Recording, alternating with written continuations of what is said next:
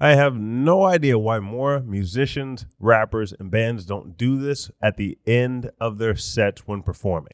What's going on, guys? This is Omari with No Nonsense Music Marketing. If you're not subscribed already, click the subscribe button and hit the notification bell so you get updates on new episodes from us. So I went to a festival this weekend. I've been to many concerts, obviously listened to tens of thousands of music submissions, and we're approaching this from a marketing mindset. All right, so that's how my brain works. How does this help the artist down the line? Not just putting on a great performance, which is important, because if your performance stinks, then nobody's going to want to do any follow-up actions anyway. But given that it's good, so this video is not going to be about how exactly, like doing things like pointing at the crowd, hyping them up. Those are kind of things you can find anywhere. We're going to dive into the things you're not going to hear from other people about.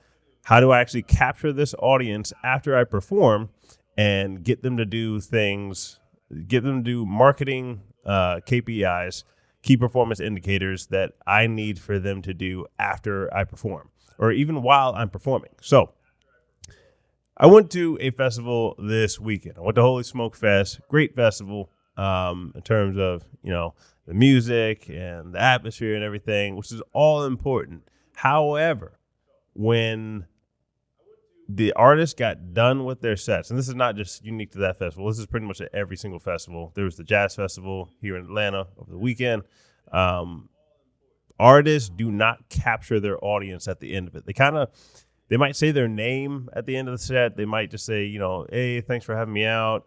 You guys have been great, stuff like that. But when you have people, the most rabid fans are the ones who buy show tickets. They actually spend money to go see the artist.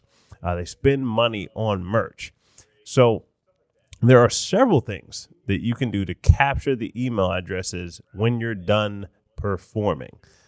So the people who put on the event, like the concert promoters or the people putting on the event, are the ones who have all the contact information, and they're typically not going to give that to every single artist who's performing, especially at a festival. They're not just going to give you everybody's contact information. So it's up to you to capture that at the end of the set. So what do you have to do to capture that information?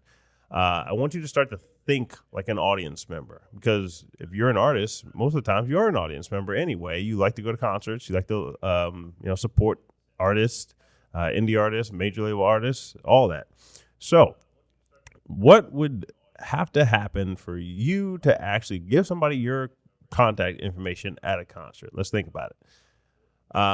If them just saying at the end of the set their name and go follow me on Instagram worked, then there'd be no need for this video, because that's what everybody does. However, let's think of a giveaway that we can have people opt into, and it has to be really, really attractive for them to give you their information, and it has to be really, really simple for them to give you their information. So if you have anywhere that you can put a QR code, so that can be, if there's a screen behind you, talk to the people who are putting on the concert. If there's a screen behind you, put up the QR code there. If you can have signs when you're performing, put up the code there. If you are in a band and you can put the QR code on the drummers, on the kick drum, put it there. Somewhere that's very easily accessible for everybody in the audience, so that they can do this call to action. Or if that's not available to you, like you talk to the concert promoters and nobody's going to be able to have a QR code, custom QR codes for every artist. That's fine. You can get a custom domain. So one that is very, very easy to remember. No slashes. If you're going to shout out a slash, like omarmc.com/ whatever, make it very, very simple. One word, no hyphens, no nothing after that. So this is why it's important. If you don't have a domain name that's easy to remember, I would even just go buy one for $10. Domain names are $10 on a bunch of different websites. Go buy a simple domain name and have that just redirect to whatever landing page or steps that you want somebody to opt into. All right. So on this page, very, very simple a form. It can just be name, email, and that's pretty much it. It can even be first name and email to opt into whatever you're going to give them. Just the headline of whatever giveaway you're doing, first name, email, send. Takes less than 5 seconds because people have a short attention span. Do not make it a long form. Don't be asking for bios and all that stuff. Just very, very simple. Now, the giveaway, the actual part that you're giving away, is what's going to get people interested. So doing t-shirt giveaways is cool. You definitely might get some people to opt in. Doing maybe merch, I'll give away a signed poster or something. Those are all okay. Definitely try them out and test each percentage to see what percentage of the crowd opts in. You can shout out different things at different venues. However, one that is very, very interesting is giving away a part of your song royalties. So let's say that you're on stage and let's say you're even a headliner, that you're opening up for a bigger band or a bigger artist, and you don't have access to all those emails, again, that they collected whenever selling the tickets. However, you have to perform now. You have to really get people interested in you. So the songs have to be great. You have to be great at the performance. But you can give away 1% of the royalties and everybody in the audience through minting an NFT collection. So if let's say that there's going to be 500 people at the venue. Mint maybe 100 to 200. Dude, somewhere around 40%-ish because it needs to be limited so people will actually take action on it. You can just take the splits inside of your distributor, your DistroKid or whoever you're using as your distributor. Take 1% of those royalties and give it to everybody in the crowd. The more people who are in the audience, the better, because you can just split it amongst a lot of people and get a lot of opt-ins.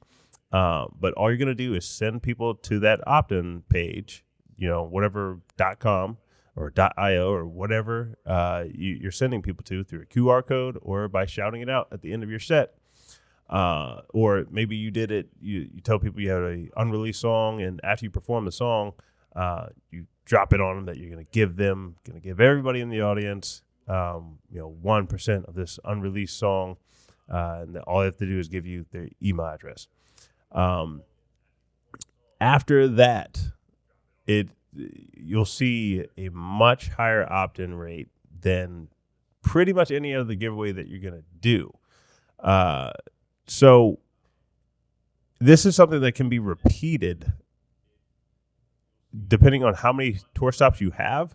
You can do it 10 different tour stops, 20 different tour stops, and get everybody's information on that, especially if you're opening up for a larger act. This is far superior to doing anything with just shouting out, hey, go follow me on Instagram. Now, you can even have a NFT collection minting for weeks that collectively is 1%. So what I mean by that is you don't have to give each crowd 1%. So if you did 20 stops, giving away 20% of your royalties, you could actually just have one collection mint the entire time you're doing the tour over a month, and then everybody just collectively gets 1% of the royalties for that song. Again, these are the people who are most interested in the genre of music that you're performing. They literally are paying for tickets to go watch you perform. Even if you're opening up, they're still paying to watch you in that genre perform music. So you need to capture these people's contact information. And even when you get them inside of your email list or whatever, if you want to get the phone numbers, you can do a text message list as well. Even when you get that, you can just send them your social media links inside of that automation. So shouting out your Instagram really is not the best route. You don't own Instagram. You do not own Facebook. You don't own YouTube. You don't own TikTok. Anytime these platforms want to take you off, they can take you off, as we've seen over the past 2 years, sometimes for reasons that are not good whatsoever. And we know this because we manage hundreds and hundreds of people's ad accounts. So sometimes the reasons are just just not good. So you need to protect your business. You as an artist or a business, you need to protect yourself by building your email list and building traffic to your own website. Those are you own the emails on your email list and the files on your website. Your email list provider can kick you off. You can go to a different one and still take the emails with you. And your hosting provider can also kick you off, and you can just take the files with you. But those are pretty much the two things you own online, and you own your NFTs now. So that is why this triple layer ownership here is the most efficient route for you to have success in the music business. So the NFTs you can even get paid off this free giveaway by having the secondary percentage still come back to you. So if somebody sells their royalties through the NFTs that you gave them, through the collection you gave them, or that you have us just mint your collection for you and do it for you. If that all sounds too confusing, we'll make it really easy for your end user. Doing all that is a much more efficient route of going about things. So head to amarmt.com/apply if you want us to mint your NFT collection for you and do all this stuff on the back end for you to make it easier for your audience, and just launch through us. And try out this strategy. Try out the strategy at your next show, your next concert. As you're on stage, give this people the call to action.